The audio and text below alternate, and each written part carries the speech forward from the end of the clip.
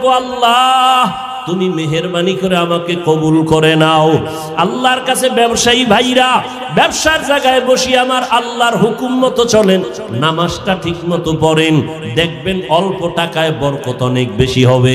কাস্টমারের সাথে খারাপ আচরণ করবেন না, ধোঁকা দিবেন না। আল্লাহর কাছে এভাবে বলতে থাকেন, আল্লাহ যেইভাবে ব্যবসা করলে দুনিয়াতে শান্তি পাবো, সম্মান বাড়বে, আখিরাতে নবীজির সাথে জান্নাতে থাকতে পারবো, ওইভাবে ব্যবসা করার তৌফিক দাও। মানুষের সাথে ভালো আচরণ করার তৌফিক দাও। তুমি তৌফিক না দিলে সম্ভব হবে না।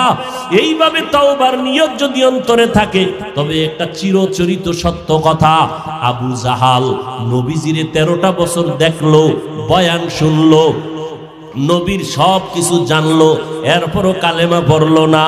অন্যদিকে ওমরের মতো বান্দা নবীর গর্দান কাটতে আসিয়া কালেমার রশি গলায় লাগাইয়া নবীজির জন্য এত পাগল,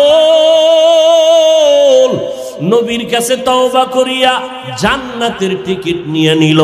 এই ওমরের এত সম্মান আল্লাহ বাড়ায় দিয়েছেন।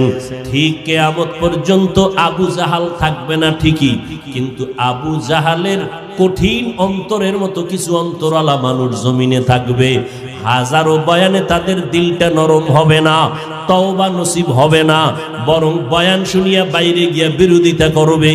এই সমস্যা, ওই সমস্যা, এই ভুল, সেই ভুল, আসলে নিজের গুনার কথা একবারও চিন্তা করবে না।